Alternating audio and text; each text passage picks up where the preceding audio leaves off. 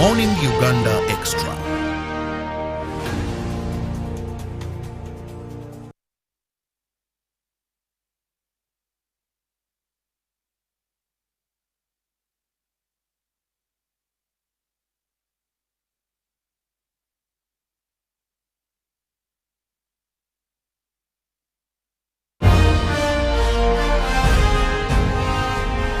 Live from UBC Studios in Kampala.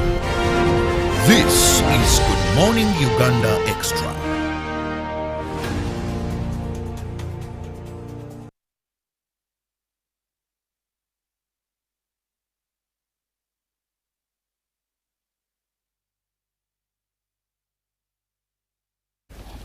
A lovely morning to you and welcome to Good Morning Uganda Extra. I'm Robert Chirabo Nyonyitono. That is in case you've just joined, but just remind you that you're always here from 6:30. That is when we open up with live broadcast, and the Fantastic Four are here to ensure that they spice up your morning with light moments. We do not care how dark your night was, how you're confused or whatever happened. Now all we care is to ensure that we give you that vibe to kickstart your day. We give you those discussions that matter so that you start the day a very informed person of what is happening in Italy, what is happening in the US, the Olympics. Coming back home still, we give you the best that you need to know. So why not make it a date with us? Every weekday to start your day with us at 6:30. And then at 9, we go into the extension, which is Good Morning Uganda Extra, with me and a guest or guests. Now, in 1999, the United Nations General Assembly saw it wise to designate 12th of August every year as International Youth Day. And this year round, the theme is basically looking at skills development for enhancement of opportunities. But the third theme is where we're going to concentrate more this morning, which is mental health burden among young people, a time for action. Now, mental health, we all know that has greatly affected a huge number of people in this country. But believe you me, I'm not the best person to discuss this. I have people who've taken time, who work, they're not medics, but they're social workers. They have done so much study, they have handled very many people, and I believe they are better to discuss this topic with me this morning. And of course, I have a political leader also, because when you talk about youth, then definitely find that these are the highest number of people who are having mental illness and mental health challenges. Now, join me, welcome Jacob Eyeru, who is the chairperson, National Youth Council. I began with the middle, because he's a man set between two women. Welcome, Jacob. Thank you. It's a pleasure to be here. And good morning to all our viewers watching us on UBC from across Uganda and abroad. We're more than happy to speak with you. Okay, the man sandwiched there. Now let me come closer to me. I have Akite Immaculate Rufina, if I have it right, who is the youth mentor champion and community psychologist at Mental Health Uganda. Welcome and good morning. Thank you so much, Robert. It's a pleasure and honor to be here. As he said, I am Akite Immaculate Rufina, a youth mentor champion with Mental Health Uganda, as well as a community psychologist. Okay. Then at the extreme end, I have a lady there dressed in a t-shirt. I can't read the words. I forgot my specs somewhere, but she is Nafula Jacqueline, the project coordinator, Youth Mental Health, SOS Village, SOS Children's Village. Now, she will also be telling me more about this. It's a long thing, but she will be telling me more about that. Welcome to the show, and thank you so much for making it. Thank you so much, Robert. Good morning, viewers. I'm glad to be here at the airwaves of UBC TV. And I'm glad that we are going to speak about issues affecting young people, which I'm so much passionate about. Now, allow me start with you. In this introduction, I see Project Coordinator Youth Mental Health, yes. SOS Children's Village. Yes. What do you people do? Okay, thank you so much for that question. I'm a project coordinator, Youth Mental Health.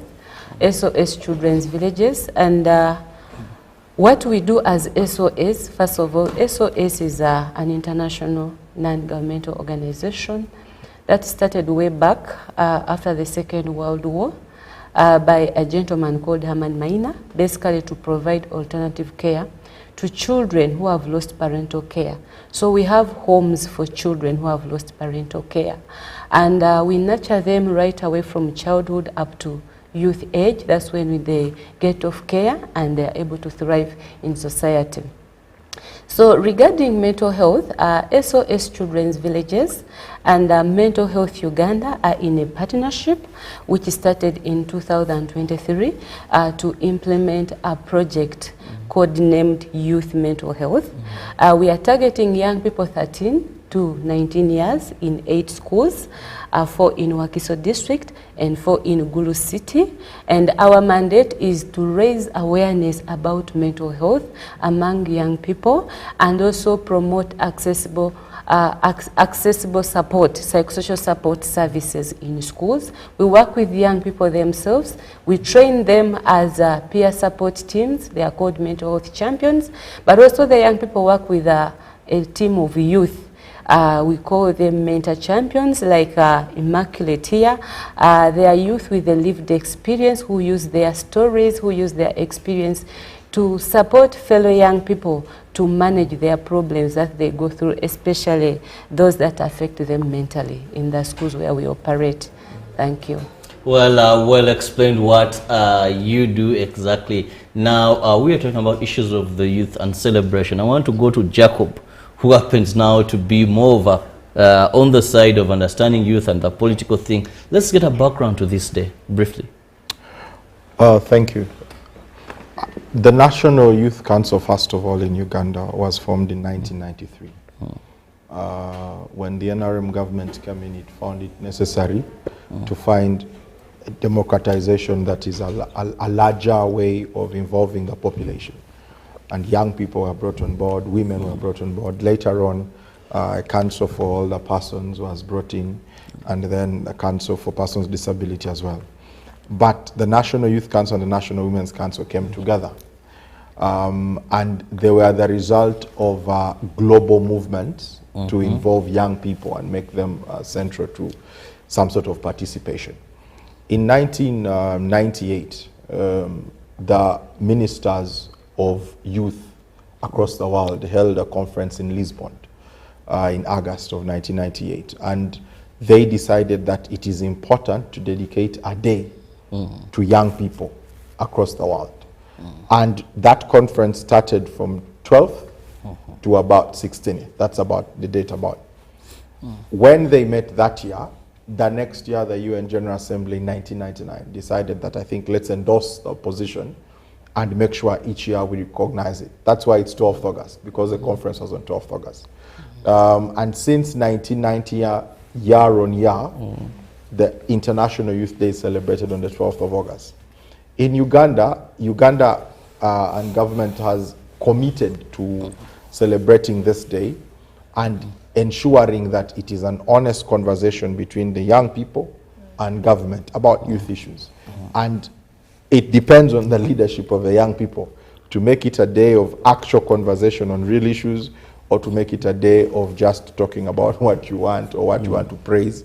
But I think under our leadership, we have insisted that this is a pivotal day where the president of Uganda meets the leadership of the youth of the country without any prior knowledge of what they are going to say, and live on TV. We are usually live on UBC. And you can abuse the president. So it's that open that Uganda has committed. There must be a conversation on that day. Each year, the International Youth Day takes on a theme.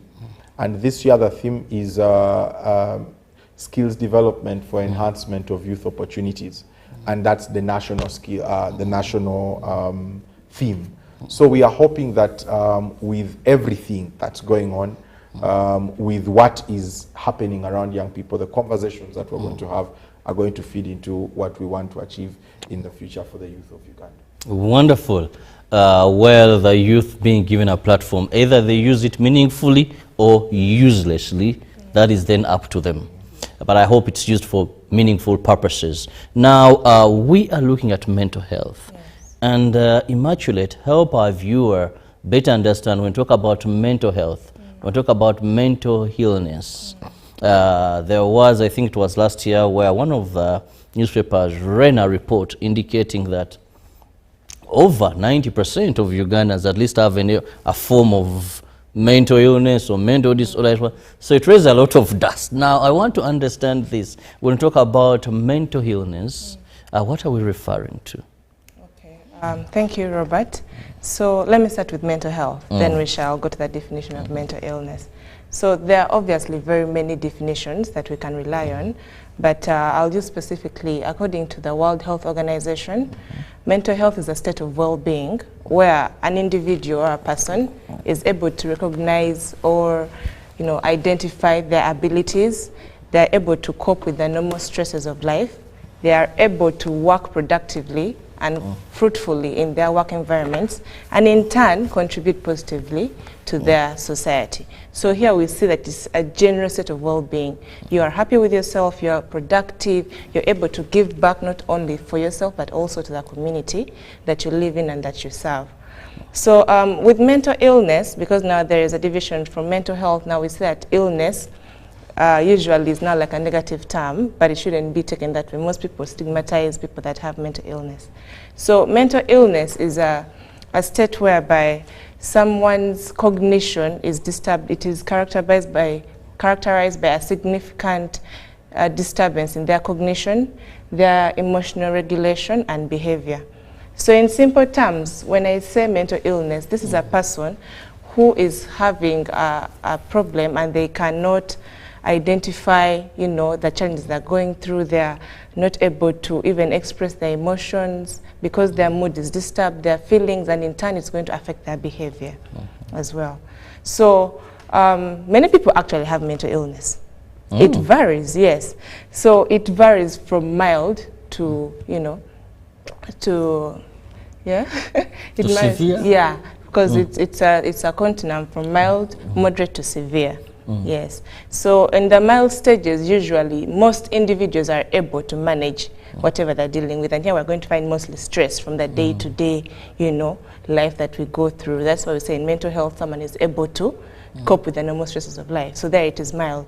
So in most cases, when someone starts getting overwhelmed with all the different challenges that they're going through in their life, it will start progressing.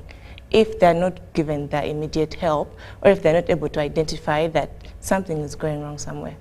Yeah, this is not how I've been managing my usual routines. There is a deviation, I'm struggling. Yeah, so then from moderate it will go to severe, and these are usually the worst cases. Schizophrenia, which is commonly known as madness. Yeah, so whenever someone is, expressing their challenges, I'm going through this, and I think you need help, they're going to be in denial because they are always relating mental illness only to madness, not knowing that there is a point from where it starts from and it can progress. Yeah, so it is very important for the youth, for the community, for each and every person to have the knowledge on mental health and illness. Yes. Wow. Oh, so this thing progresses. Yeah, it progresses. It doesn't just come at once. No. And no. we see someone undressing or doing this. Yeah. If it was detected earlier and they went for help, maybe something couldn't have gotten to the worst. Yes. Now, here I want to bring in Jacqueline. When we talk about this issue of mental health, let's look at the burden among the youth for our Ugandan population. How big is this problem? Thank you once again, Robert. I want to start by saying that surely it is big. Maybe just to share from the global perspective is that around the world, 13% of adolescents 10 to 19 years live with a diagnosed mental health disorder. And 70% of these are from the LDCs, where we belong, low-income developed countries. So 70% are from low-income development countries. And when you look at the common mental health disorders that are affecting young people, 40% is comprised of depression and anxiety. And maybe if you want to understand what is depression, what is anxiety, depression is a mental health disorder that is characterized by excessive sadness, lack of focus. Sometimes you find someone cannot even they have sleepless nights, they are excessively worried of what may happen to them. And then also sometimes you find they are irritable, sometimes you find they have anger problems, they are not able to control the emotions, they have poor relationship skills with other people. So you find such people present with the signs of depression. And excessive worry involves things like maybe something has happened to you or something happened in the past, and you keep living in worry, wondering whether it may happen again. And of course, 40% of young people are suffering from depression. That's globally. And then when it comes to suicide, suicide is a common mental health challenge that affects our young people. An estimate of 45,800 adolescents die from suicide each year. That is more than one person every 11 minutes in the world.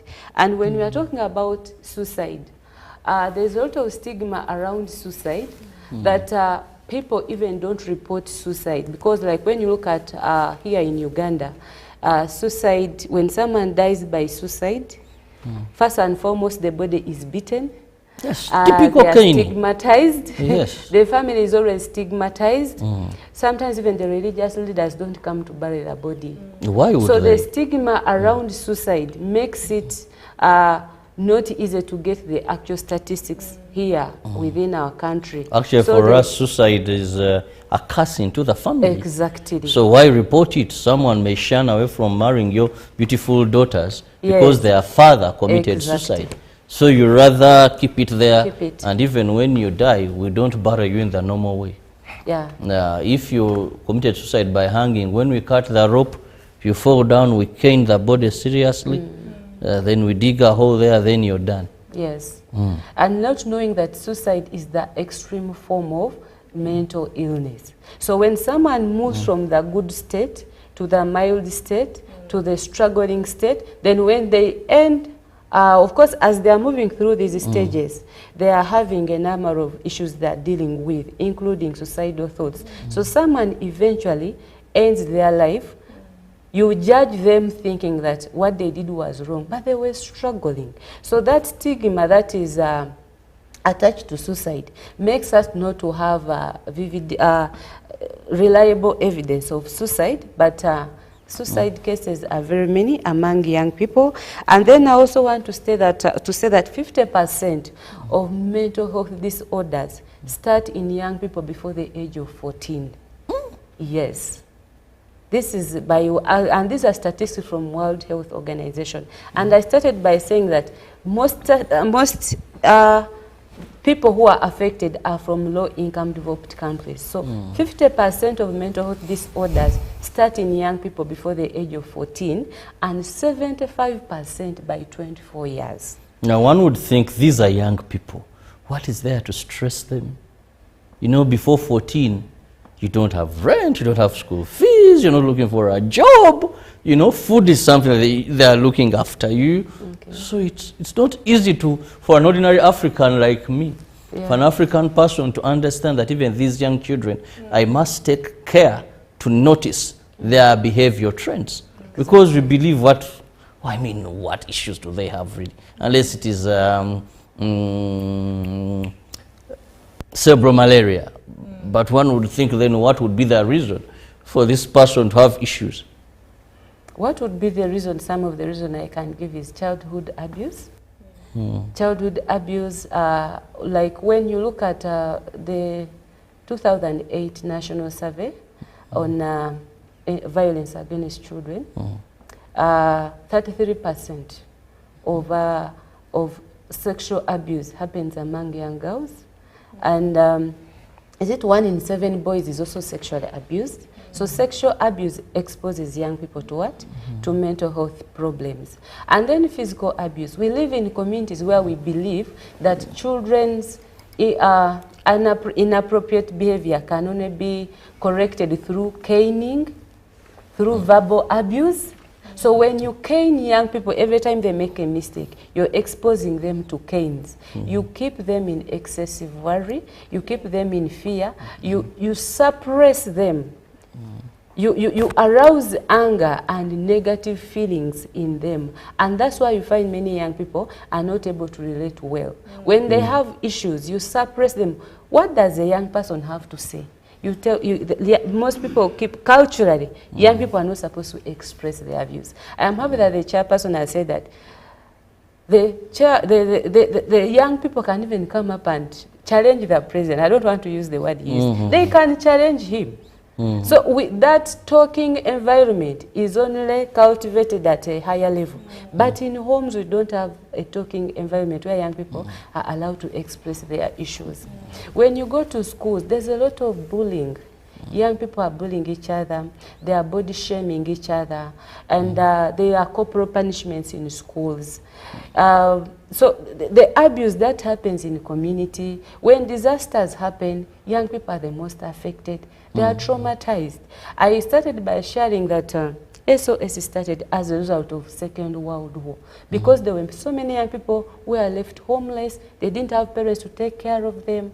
We have young people who are orphans. We have young people diagnosed with long-term illnesses like cancer, like HIV. So all these inflict pain and stigma from the community around, and therefore exposes young people to mental health problems.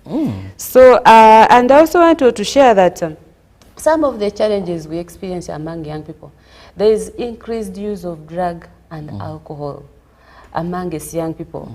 A person known by the name of Abo conducted a survey in 2016 among secondary school adolescents, and they found out that 70% of secondary school students in Gulu and in Kampala have actually ever used alcohol and substances, and with 39% using it regularly. So that is really scary. And we all know the effects of alcohol and drugs on the brain of even an adult. If you just took time to observe a person who is on addictive alcohol, you can see their behaviors, you can see their sense of judgment. They have so many issues they are struggling with, and therefore it affects their normal operations of life. When we started this project last year, we conducted a survey in the schools where we are operating, and 36% of adolescents 13 to 19 years had signs and symptoms of depression. We did not diagnose, we did not assess, but at least they could share signs and symptoms that point towards depression. And also to look at it at the national level. As a country, there is very little investment that we are doing in mental health. For instance, Ministry of Health budget. Ministry of Health has just added its mental health budget to now 2%, but previously it was 1%. And all this 1% goes to the National Referral Hospital. Yes. Yet we are looking at mental health services being provided even at the village level. You see, there is a low awareness. The apathy on mental health is so high. The stigma around mental health is so high, like we've mentioned. There are issues of parenting in the community. So the drivers of mental health issues among us young people are very many. And to sum it up, we don't even have enough specialists in the country. Uganda has, according to the statistics from Ministry of Health, Uganda has less than 60 psychiatrists. So vis-a-vis the population of the country. And not all of them are specialized in child and adolescent mental health. So you can see the burden that we have as a country, and that's why we are here as we commemorate International Youth Day. It's an opportune time to reflect on the mental health burden of young people, as we are looking at building the practical skills among young people. It's very important to also equip young people with mental health skills, because it's like a bedrock upon which other skills can thrive. So probably that's what I can share for now, and my colleagues can also... Definitely, I was very much taken up when you were talking about how this is a problem, the statistics, they're very scary, I must say. We are losing a generation to mental health. But allow me again, bring in Jacob more on the drivers. And I also, much late, will also throw a word or two when we look at the drivers, because we must really understand that what is causing this problem. One time you talk of mental health and someone says poverty, blank like that, as if in homes of rich people. We do not. When you go to Butabika, the private wing, you'll be shocked how many children of the haves are there. So let's look at the drivers. Yeah, I think, let me start from the poverty. Poverty is such a bad thing that it removes hope from your vision. And when hope is taken from your vision, people begin to get stranded. What am I doing here? Where am I doing it? When someone passes by with a small car or a bicycle, they annoy you. They remind you that you don't have it. And sometimes they make you think that he's driving what should have been used. That's also possible. So that's why the statistical landscape of the global mental illness curve shows that the LDCs, the low developed countries, are the ones that have the heavier burden because of that drive factor of poverty and the stress that comes from failing to achieve the needs that you have as a human being. But there are other drivers that are 21st century drivers. In the years when we were in primary school in the late 1990s or early 2000s for many people, there was no internet per se. There were phones, but even the phones were for the privileged. The acceleration of phone ownership came in about 2005 and above. Then the acceleration of internet access started in 2006 and thereabout. Today, in one day, as a chairperson of the National Youth Council, I can receive abuses by 30,000 people in 1 minute. All of them saying your name and saying something. That's not true. But because it is a nice thing to say, or it's something that will make others trend, or it's something that someone would want to use for blackmail, there are now heavier tools for that. Another example is someone, we've seen many of these things, someone is in a very good mental state, they are probably in a relationship somewhere and they have trust with each other, they are sharing what they are sharing, then one leaks it. And before you know it, your father, who is a reverend, has it, your best friend has it, you are the choir leader in the church, the whole choir is sharing it in the group that have you people seen.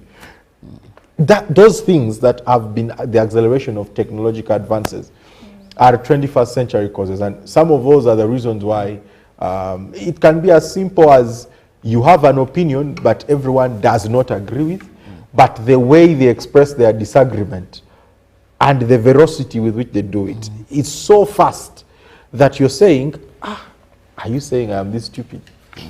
It's so disturbing. That's a technological challenge. But there are also broken families. And I think that for me, broken families is there's the idea of abuse, but there's also lack of attention given to someone. And speaking about rich families, this is a very big problem because the family heads, the parents, are in competition of who is bringing in more money between mom and dad. No one is available for the children. The parents are thinking more about what more properties I can buy, what more wealth, where is the next business deal. You're traveling all over the place, and your wife, your children, or your husband, or you don't know what they're doing. You don't know how they're spending their time. You do not know which activities they're engaged in, and you're not giving them quality time. So a young person seeks companionship from a different place. Number one, either there is abuse between the parents and it torments the mind of the young person, or the parents are simply unavailable and the young person is being groomed by television. You have a child that's groomed by TV shows. And what they watch is what they do. And what is on TV, the other one is singing about this thing, the other one is singing about, the other videos are looking this way. A child goes into it. The internet is full of music that says it is good to smoke, it is good to drink alcohol until we just want to live young and wild. And that young person says, okay, what can make me wild while I am young? And before you know it, they are looking for who can supply them cocaine. And then this substance abuse gets to them. The amount of effort you take to take some, because these things play with your cognitive processes, and the amount of effort taken to take you off an addictive drug alone affects you. That is after you have also been affected by what you've taken. So these are some of the drivers that are not drivers of poverty, but they are drivers of the opportunities that young people have. And that's why we are saying that these drivers need to be studied and defined solutions for. For instance, parenting must be an active job. You have a full month, 22 working days, 8 hours for many people a day. But you don't ask yourself, what is my working time, working hours, man hours per month for my family? That's a very important question. It's all about provision. If I can provide, then... Exactly. Some people think if I'm paying school fees, that's enough. Is all, yes. But the school is teaching me chemistry, mathematics. The teacher this way is saying you're not performing well in chemistry, and therefore you are not serious, yet I am probably better as an artist. Nobody is telling me that the portraits you're drawing can make you enough money. Those things affect young people, and that's the other driver, which is high demand on people with a talent they don't have. If you ask Teyeru to make sure that he beats Cheptegei tomorrow, in even if it's 200 meters, and you judge me and my ability and my seriousness on my capacity to beat Cheptegei in running, then I will live my life thinking that I am the worst thing God has created. Now, a child is poor in chemistry, but is showing potential in history, showing potential on the other side. And you're insisting that because you are not very good in math, you are the most dense person I have ever met. The child feeds on this knowledge, and it affects how they view themselves, how their sense of worth is known to them. And that builds a person that's dissatisfied with themselves. It plays with their capacity to look at themselves as worthy. And before you know it, they are driven to abuse of substance. They are driven by peer pressure to say, I think, leave that family. Let's go and live on our own and do our other things. They are driven to sexual pleasure, to say, let me go into this. And I think that's the last point I'm going to talk about. Sexual abuse, she has said it, the ratio of abuse on the girls and the boys is different. There's more abuse on the girl child. Very true. But there is abuse on both, just that the boys, their statistic is not comparable to the girls. But my point is on what sexual abuse does to a human being. You are having someone who you have not given authority. The way sex is designed by God is that the body prepares for it, the mind prepares for it, and so it starts, the practice of intercourse starts in the mind. If the mind is not in there, it is a punishment. And it can be a painful, harrowing experience. Not just rape. Even the idea that someone has maybe touched a lady inappropriately when her mind is not in for it. It affects her morality. It affects her sense of worth. And it doesn't matter whether she is a CEO or she is a sweeper of the road. As long as her mind is not welcoming of the act, it is something that distorts her mental build and puts her in a place of, I think, my sense of worth to this person is that I am nothing apart from what he chooses or what she chooses. And that affects them. So those are major drivers. If the person is not poor, sexual abuse exists. And usually the economic difference also drives sexual abuse. That a young lady wants something, a Yeru can provide it, so Yeru takes advantage. That, you come to my office, we see how I can fund your school fees. She comes for the school fees, you say, thank you, you say, no, give me a hug. And then you hold her inappropriately. The young lady walks out stranded.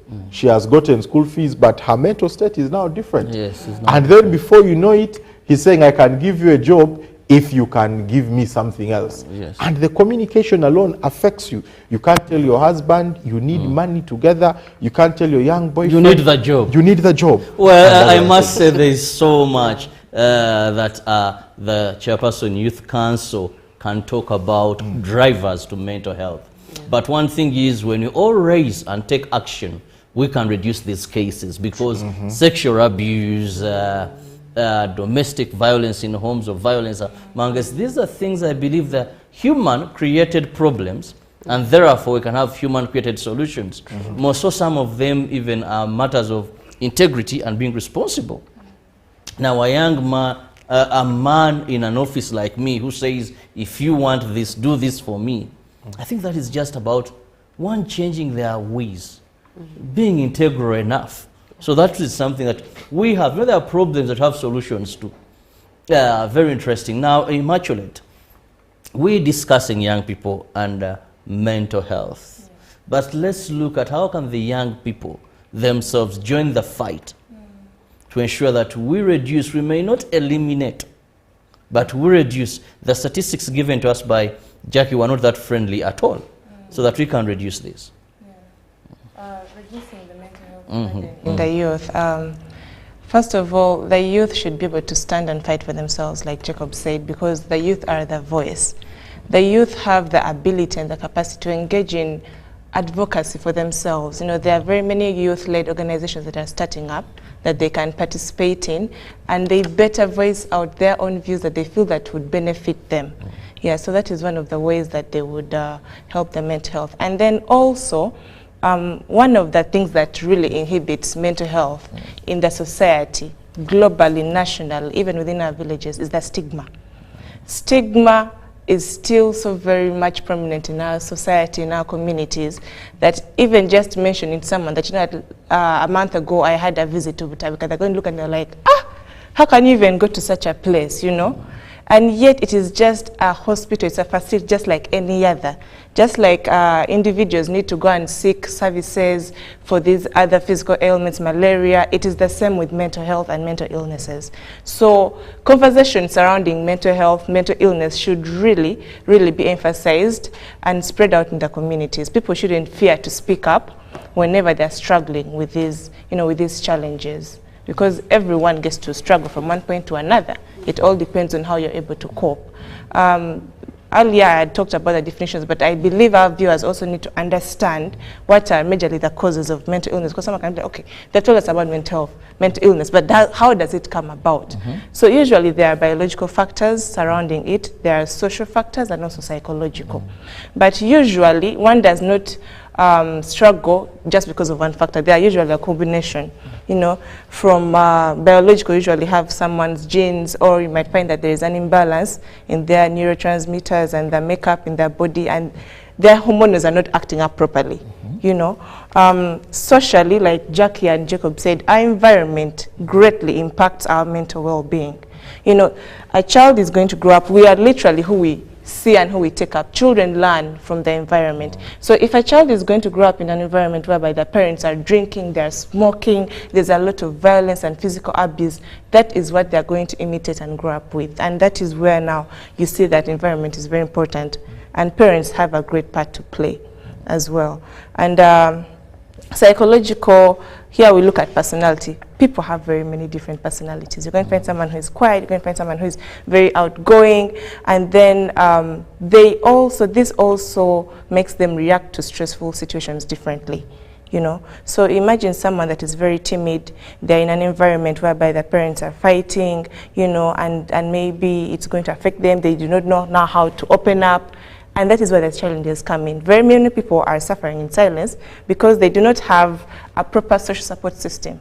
The community, first of all, recently I had a colleague, Rona Namatovu, she said something very interesting. She said that society celebrates a stigma, but then they mourn suicide.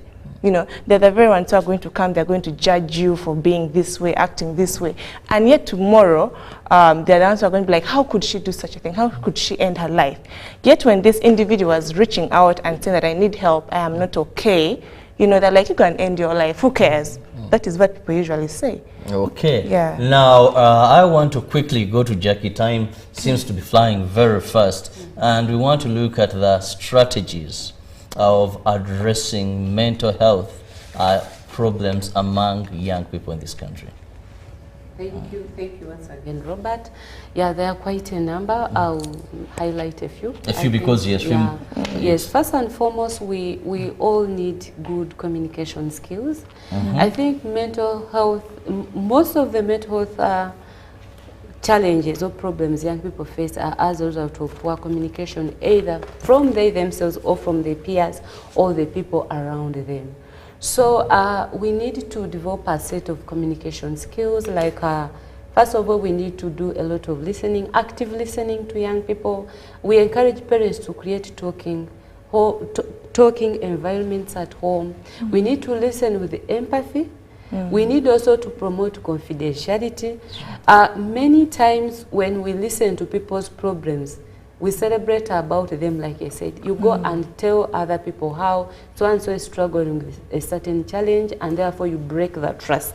So we need to communicate to promote trust, promote confidentiality. We need to be non-judgmental. Many people, we think young people are there's gods. There's the way we look at young people as if they don't make mistakes.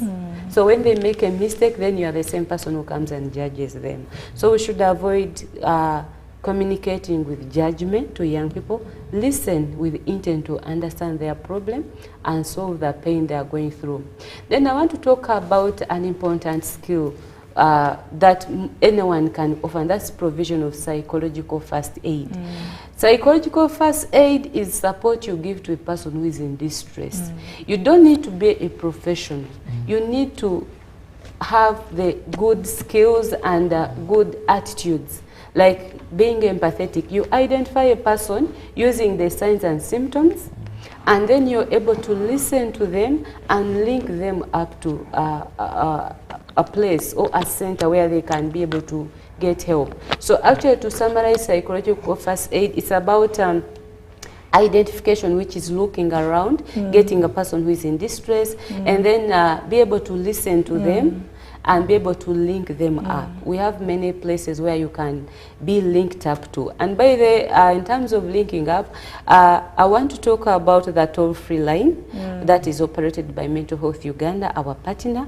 Mental Health Uganda has a toll-free line. It operates from 8 to 5 p.m. every day, save for weekends. It works on weekdays, and it is operated by professionals. They have psychiatrists, they have counselors, and you can call that toll-free line on 0800 21 21 21, 0800 21 21 21, and you speak to a professional in case you have a challenge you're struggling with. Then we also need to develop good problem-solving skills. Many times we become so erratic, many times we are irrational, we are not analytical when we are solving problems. And if the approach you use to addressing a problem can either cause you stress or mental wellness. So we need to develop good problem skills. And then also I want to talk about emotional intelligence. Emotional intelligence is about being able to understand your emotions and that of other people around you. Why? Because like she has mentioned about personality, we are different personalities. So it's good to understand other people's personalities and deal with them the way they are without judging them. And of course, it's also good to have a good personal self-care routine. Mental health is an individual's initiative. There are so many things you can do for yourself. Things like having a good rest, good sleep, avoiding the substances and alcohol, and then also doing physical exercises. And above all, young people, we encourage young people to be in school. Why? Because education gives you all the skills that you need to thrive. For those who are out of skill, find something productive to do. In other words, engage in a productive venture so that your mental state is not affected by the factors in the environment. For instance, if you have work to do, you'll find many things bypass you. You're not affected. If you need to get something, you're able to acquire it. You don't involve even the peers who come to you. You will not have much time for negative vibes. Well, Jackie, allow me to stop you at Yes. that. I need to have my parting shot from the chairperson, Youth Council. I think that we have a wake-up call as a country to utilize the tools, the opportunities we have to address mental health. For me, the biggest driver of mental health that needs to be dealt with first is poverty. And we must look at government programs that are in the community as a redress to mental health questions. And I have said this in Kumi, I'm going to say it again. If you have a PDM that has 100 million in one financial year, but you have young people who are abusing substances because they have nothing to do in that same community, if you picked 30 million, they are 30%, and said, let us use this to engage these young people in agriculture, rent for them the land and tell them to plow it. You'd have given them something to do. Their mental state would be more encouraged, and you'd have recovered that group of young people. The second one, which is very important, is substance abuse, that we need to always, at every leadership level, speak directly to and encourage young people that you have better to do, because it's idleness that takes people to substance abuse. And the final one that I think is very important is that we must not cease to tell young people the effects of stigma. Stigma in all manner of ways. Whether I have abused substance and I am recovering, you can only help me by not telling me you're a drug addict. That doesn't help me. What helps me is to say you actually can do better. You can make it, don't worry. You can even create the story that I was like you, just so someone can come out of where they are. Stigma is such a bad thing, whether it's on academic performance, whether it is on physical outlook. If someone is not as beautiful as my wife or my neighbor here, if you tell them that, oh, I think God created you at night, those things affect people. Very true. So find a way of only speaking positively to people, and it helps them. Thank you. Well, Immaculate, as we get out of here, let me just have your parting shot. Well, first of all, I want to thank UBC for this opportunity. My parting shot is that everyone should be able to speak up and not suffer in silence. I'm very grateful that Jackie read out the toll-free line. It is very much available, and even when you feel that you cannot, or you feel like you want physical services, still Mental Health Uganda has a long list of partners that they can refer you to if you want physical rehabilitation. So I really encourage and implore the youth out there, please reach out and get the help that you need. Thank you. Well, let me see. In a minute, please. Jackie, in a minute, can I have your parting shot? Thank you so much, UBC, for this opportunity. I want to encourage young people out there that support is available, but I want to say that most mental health problems are preventable and manageable.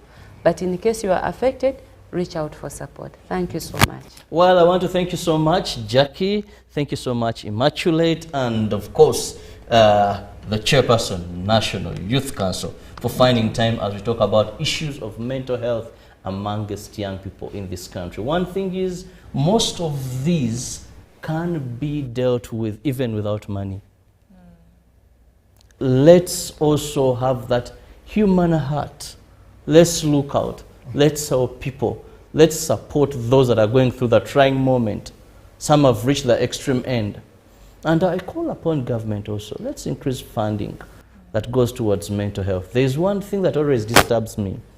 When I see a person who is mentally ill and they're being put on a patrol pickup, then taken to the National Referral Hospital, that always disturbs me, because some of us have ever been there.